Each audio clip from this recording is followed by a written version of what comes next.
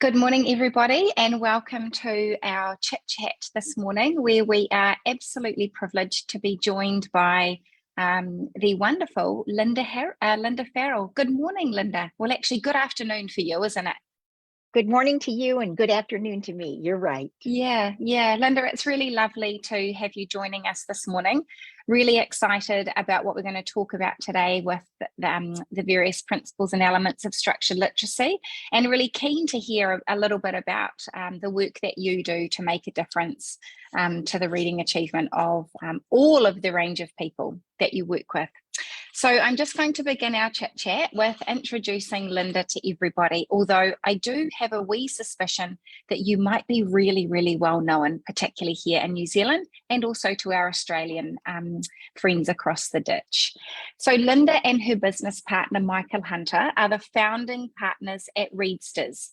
Since 2000, Linda has the career of her dreams, which is helping children, adolescents, and adults learn to read. She keeps her skills up to date by working with children struggling to learn to read whenever she can. She is the teacher in the Reading Rocket series looking at reading interventions that I'm going to say, Linda, many of us have watched over and over and over. Besides working directly with children, Linda's favourite work is modelling in the classroom and helping teachers understand how to use data. She has worked in schools all over the country, helping to implement instruction that ensures all students learn to read. Linda has written assessments and curriculum that are widely used. In the last few years, she has worked in, help me if I get this wrong, Linda, Niger. How'd I go? Niger, thank you. Helping write curricula and assessments for children who are learning to read in several languages that she doesn't even speak. Linda presents at conferences nationally and internationally about effective instruction for beginning and struggling readers. And today, when she's, tomorrow for you, because you're Thursday, yeah? Yes. Yeah, so tomorrow, which is really exciting, you have your lunch and lit group with some really key players. Do you do that weekly, did you tell me? Yes, and it's a well-hidden secret. It is. Yeah. It's a group of us who get together, and we have some researchers and some practitioners, and we try to talk about letting researchers know what practitioners need, and letting researchers talk to practitioners about what their research means. So exciting. So exciting. So, Linda, let's kick off our chit chat for this morning. Shall we begin by hearing from you? I know that part of the work that you do is that you present a workshop where you talk about the differences between a structured literacy approach and, for example, a balanced literacy approach. So how about we start there? How about we lean into what are the components of a structured literacy approach? Well, most people who are listening probably know this. It's explicit, systematic, and cumulative instruction. And what that means is that explicit means that you don't leave anything to the child's imagination. You tell them what they're going to learn, then you model it, you practice together, and then you practice where you give them immediate feedback, and then you practice where they get to practice where you may give some feedback. They might practice together, for example. The systematic means that you go from the easiest to the hardest, and cumulative means that you never, for example, if you teach silent E, you're never dropping everything else that you taught. And I add something to that I don't think is in the official definition, but that is that I'm always comparing what is this pattern, how does it compare against that pattern, so that the children don't start thinking everything's a silent E or so that as we do, we're always comparing. And I wish that would get added to the definition. We see that, don't we? You'll see that when you're in classrooms. If you've been teaching the silent E syllable type, all of a sudden children might have a strong tendency to really hook into that, and every time they write a word, just about, they're popping their E at the end of the word. Yes. And that's why it's especially when you're going from, we teach short vowels first, then we teach R controlled, and then we teach silent E. Well, actually we teach open, but that's real easy. And then silent E. And if we don't constantly, we can't ever have them just read silent E, because if they read 5 words that are silent E, and then we give them 5 words that are CVC, those words will be silent E. So we always have to make sure that there's a contrast when they read. It's so important, because it gets their brains, they're building that cognitive ability and those neurons to see, when I see this, it's A, when I see this, it's A. And we use a little something that's called 2-finger touch and say, that if you touch the word, if you have kit, for example, you'd go it, kit, and you touch the I with just 1 finger. Touch with 1 finger, it's short I. If it's kite, then you go I. Can you see my fingers? Yes. I, kite, and that gives them a kinesthetic difference. Also, of course, we don't do that all the time, but that's at first just building those pathways in their brain as to see, notice, and practice the different patterns. And if you've built that kinesthetic pathway during the decoding piece, and you saw the student go to encoding and they got it incorrect, you could prompt with the kinesthetic piece and nothing else, couldn't you? To get them to retrieve it.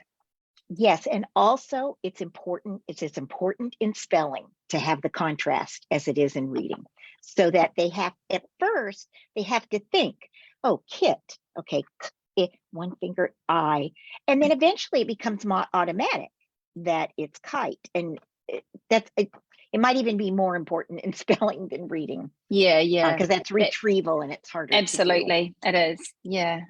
Okay. So we've said, you've talked about explicit, systematic, and cumulative. I think what's really important to pick up on that cumulative piece is that what you said is that we don't just go to what we would call a new concept and drop everything else off. Yes. That we need to ensure that we're literally building, but keeping everything else in there as we go. It's not anything in isolation. It's actually, I can't think of a little analogy, but it's like we're starting with a small snowball and it's getting bigger and bigger and bigger, because it's got that core and it's growing. Yeah. You were going to say something else. Well, I was going to say that when you're doing this instruction, people think a program is going to do it. And one of the things about structured literacy, I think also, that is not emphasized, is that the teacher has to have good knowledge. And the teacher has to have such good knowledge that it's automatic, so that they recognize the error and they know how to guide the student to the correct response. And as good as a program can be, and I've written programs, it cannot give that instinct, or that learned instinct, I would call it, that allows you to, when a student, for example, just give you an example. I was in a kindergarten class a few years ago, and I got there a little bit early, and they were doing colors. And I think the color was blue. And so the clouds were blue, the blah, blah, blue. So then they went and they asked, and this isn't reading, by the way. Then I watched them, and they had the morning message, and they did the morning message, and it was clouds are blue, eyes are blue, that they were reading something and it had a pattern. Then we went to math, and the teacher asked a little girl, what is 1 + 3? And she said blue.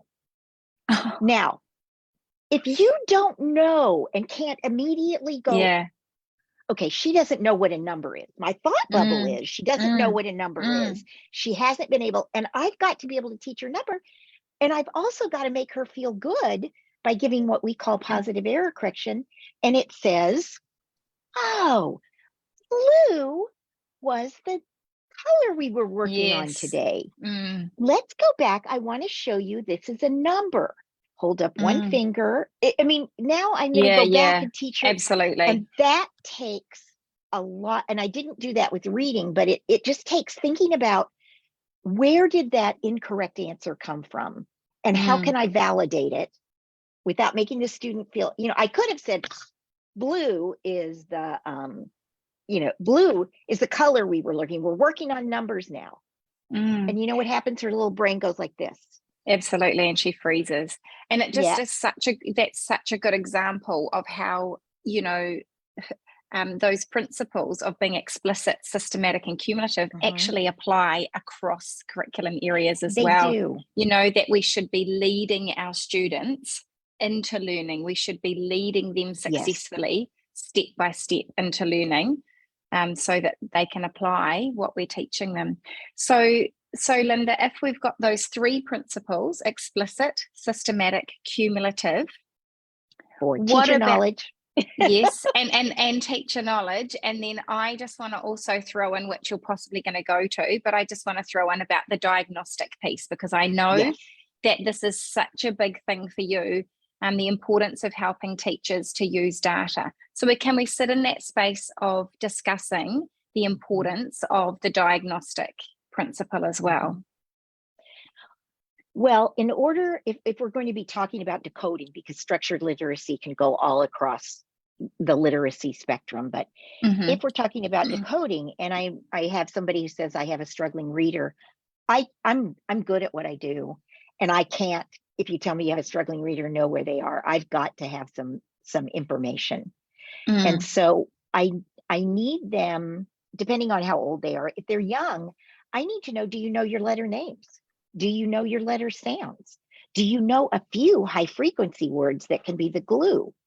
If they don't know their letter names or letter sounds on the orthographic side, and then over on the phonological side, if they can't blend three sounds into a word, they're not ready to read. I've got to fix those pre-reading skills. And that's part of structured literacy also. So, but I have to know which letters don't they know. Otherwise, what I'm going to do is I'm going to do what I see so many teachers doing, which is they have 3 kids in a group who don't know their letters. And so they're going through all 26 letters with every student. Well, that's not the way to teach. What you need to do is find out which letters don't they know? Which letters do they know? And remember how I talked about a contrast with what we've learned? I'm going to get a stack of paper, a stack of index cards, and I'm going to have 6 of the letters they do know. And then I'm going to put 6 cards with the one letter that I'm teaching. And that's what that student is going to practice, so that everybody may be working on different things. And I'm in a small group, but I'm really doing 3 one-on-one lessons. What's going on in my head, Linda, as you're talking, is that all of these principles are interacting together. So when you were talking about, I need to know which letters and sounds these students do and don't have, then I straight away think of, well, so it's got to be systematic. I've got to have a scope and a sequence for knowing, the order. And then also the cumulative piece is what you've just explained with, you've got those 6, you might add 1. So you're always building. So I think one of the things that I know I haven't talked about often, and maybe other teachers and parents and professionals that are listening, is perhaps something that we can really take away from this chit chat and really be thinking about, other than the definitions of the principles so far, is how do these principles interact with one another? And that if we are truly teaching using a quality structured literacy approach, not a program, because this is about the teacher knowledge and teacher practice, how are we ensuring that we have all of those components interacting, so that we make great progress with these students? Well, you have a scope and sequence of everything that you want to teach from pre-reading skills, and keeping in mind that pre-reading skills are 2 separate things. They're letter names That's orthographic letter sounds. And then there's phonological. Then you start with CVC and you work your way up all the way to, 4-syllable words, 5-syllable words with all the vowel teams. Yeah. And what are the steps that go into that? There are a lot of steps that go into that. And either you have to have a piece of paper with that on your desk so that you can remind yourself of where is this student. And how do you know that? You know where that student is from first, because you're never going to assess them until you have a diagnostic assessment. And I'm not talking about Dibbles, and I'm not talking about Ames Webb. I'm talking about they read words where you can categorize the errors that they are making in reading words. The other thing is, if they're readers, you have to know how well are they transferring that to text, because sometimes they're so slow. I'm going to say something else that's real important. My brain is just going like this. Lots of people think that when a student can go at cat, that they're reading. That is not reading. That's on the way to reading. But we need to start thinking of reading as this child looks at the word and knows what it is. And so I don't care if they close their mouth and they have to think about it for a while, not very long, but a while. They don't have to get it in immediately, because once they close their mouth and they don't have to say that sound aloud anymore, now it's going straight to their head. If they're going at cat, they're turning that into a phonological reading. They can go at cat, and they don't even have to look at the word, because once they've got at in the sounds, they can look up and know what the word is. And what's happening, they're not getting an orthographic memory of those sounds, an orthographic image, essentially. They're not getting an image because they're looking up, and that student is never going to learn. And I encounter that all the time, that, oh, well, they did fine. They got all the words right. And then I have the student read and they're going at, and that's something we've really got to embed in people's minds. Sorry to take you off track there, but that's really important. Not at all. That is really, really important, because earlier you said teachers should have such good knowledge that it is automatic. They know how to guide the student to the correct response. And that example that you've given of what I'm going to call, I think you termed it phonological reading. I actually call it sound by sound reading, but it is phonological reading. That's probably a better word for it. But we call it sound by sound reading. Yeah. Okay, let's now, is there anything else you want to jump into to elaborate on those principles? Yes, I want to have one other principle that's a Linda Farrell principle. It's not really a structured literacy principle. A structured literacy principle is that you give the student feedback and guide them. But a Linda Farrell, or a Readsters with my business partner, Michael Hunter, we use what's called positive error correction. And you always tell the student what they did right first before you go and guide them. Because for my struggling readers, that they go, oh, I got something right. As opposed to, if, let's say they read slap as slump, and I say, got the first two sounds and the last sound right. Now I guide it. And now it does two things. It gives that student a really good feel that they do have something right. And my students never hear they got anything right. The second thing is, it makes me as the teacher focus on exactly what do I need to help them with, so that I don't say, oh, that word is slap and you read slump. Do you see? Now I know I have, by doing positive error correction, which is looking for what they did right, I have pinpointed what they did wrong. And let the student know that they didn't get it all wrong. That's brilliant. It's really important that we have that positive error correction. In New Zealand, we would call that correcting from a manner enhancing way. So we're keeping we're keeping the child's mana intact as we make those corrections, which is great. Okay, so Linda, how about we jump into now? What would you say if I said to you, what are the key differences then between an approach that has all of those principles that we were talking about and an approach that doesn't? And without I guess what I'm talking about is, what is the difference potentially between structured literacy and balanced literacy? If you think about, what are the key messages that you give when you're giving that workshop presentation? Well, one of the messages I give is that balanced literacy is essentially anything you want it to be.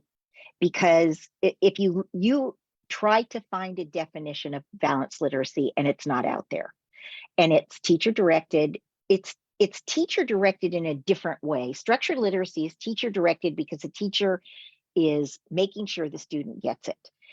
In balanced literacy, there's guided reading. That's pretty much a tenet of balanced reading. There's also mini lessons. So, and I think a mini lesson is a really good way to illustrate the difference. A mini lesson would happen either because a teacher noticed that some students were having trouble, let's say with silent E words. So they think, okay, tomorrow I'm going to give a mini lesson on silent E. The other way that it started to come up is that there are planned mini lessons. So that I'm going to give a mini lesson on silent E. And one thing a mini lesson never has is comparison or contrast with the other patterns that have been taught. So right, and it's picked. A mini lesson is chosen mostly because children are having difficulty in real reading, in what they call authentic reading. I'm not sure what authentic reading is. And so that's a huge difference. Another difference is guided reading is with levels, so that if a student isn't very good in balanced literacy, we want to give them a book with pictures so that they can guess the word based on the pictures. And it's exactly the opposite in structured literacy. We want to give them the book where they can read all the words because they know the letters or they've been taught the high frequency words. We want to teach them not to guess, and teaching them to guess is the way that balanced literacy works, especially in the very early readers, the say A to F readers. It's all about guessing and not about using all the letters. So I'm just going to repeat what you said in that last piece. When we teach in a more structured literacy approach, we aren't teaching them to guess. We're teaching them in a step-by-step way. We know exactly what they need to learn. We don't, because we teach in a teaching order, we don't actually leave anything to chance, I'm going to say. Whereas when we teach in a balanced literacy approach, that is very different. The principles, well, actually, what are the principles of that approach? Because like you said, is there actually a definition out there? No, there's no definition. And if we had more time, I would tell you the research that I did on that. But basically, I want to read you something that I found. There is much disagreement as to the exact definition of balanced reading instruction. It has come to mean a lot of different things to different people. That's Ray Reitzel. He's a big textbook writer. So I can give you other things, but can you see there's no real definition? Yeah. And when you can you just repeat the last piece of that of that little quote? It has come to mean a lot of different things to different people. And if I go back, another thing I found is that the term balanced reading instruction is not new. It has been used to describe literacy programs that balance reading to children, reading with children, and reading by children. And that's by Holdaway. I don't know who he is. But again, who can say, I mean, reading to children, with children, by children, that's pretty much any, I mean, there's no definition there. Yeah. And I mean, I could give you more, but so really balanced literacy can be anything a teacher wants it to be. So as long as you're using authentic literature, no decodable books. Yeah. So Linda, as we kind of wrap up our chit chat, I think there's some really key things that we want to to reinforce for the people that have been listening this morning. Number one are all of those principles. So let's see if we can get all of those principles. I've got written down diagnostic, explicit, systematic from the easiest to the hardest, cumulative, where it includes everything that has previously been taught. And the other piece that you added in there was, I wrote down, mix it up and review. Mix it up. Don't just review what you've just been teaching. Go back and review, or, have that, and whatever content we're using, make sure it's cumulative and includes everything else. And then we had teacher knowledge, and also the Linda Farrell principle of positive error correction, and being sure in your example was the word might be slump, but the student says slap. And so you reinforce with those first two sounds and then that final sound, telling them what they have got correct, and then going into. And that kind of leads me really beautifully into that amazing quote that you gave us. Teachers should have such good knowledge that it is automatic. They know how to guide the student to the correct response. And Linda, what I can share with you is that I'm incredibly proud to let you know that here in New Zealand, so many more teachers are sitting in that place of being on track towards having that good knowledge and being able to give that correct response, because they're leaning into learning about those principles, building the knowledge of how the brain learns to read, and also they are following a scope and sequence, and they are learning to become more explicit in their instruction, and they are using diagnostic tools. And as their platform strengthens, they're adding little tips all the time, like your positive error correction. So that's really exciting. May I add one more thing? Of course you can. This is real quick. There are two terms that we at Readsters, Michael and I, my business partner, I have, and that's mastery and automaticity. And what we do is, people always ask us, when do I move on? And we say you can move to the next lesson when the student has mastered the skill. That means to us, mastery is they can do it correctly, but they may have to think about it a little bit. Automaticity means they can do it. There's no problem.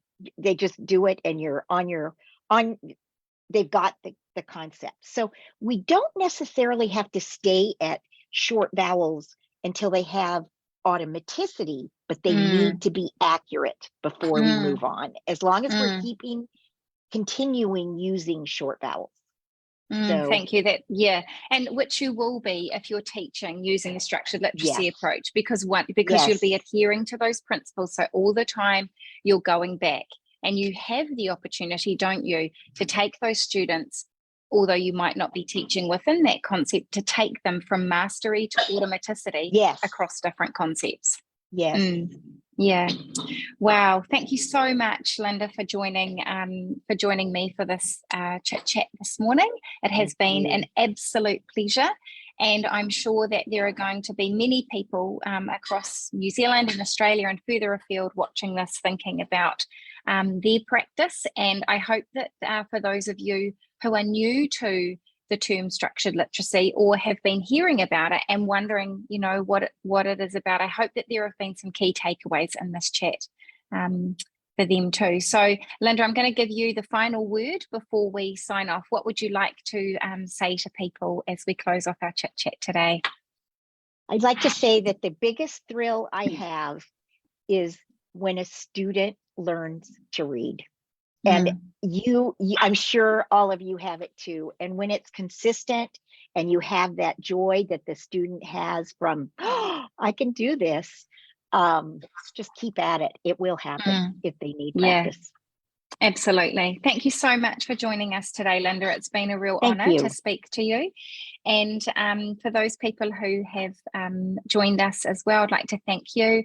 And our next chit chat is going to be focusing actually on executive functions, and we're going to be joined by Adele Diamond. So we're looking forward to connecting with Adele on the 30th of November. But thank you so much, and we'll see you all again in our chit chat in November.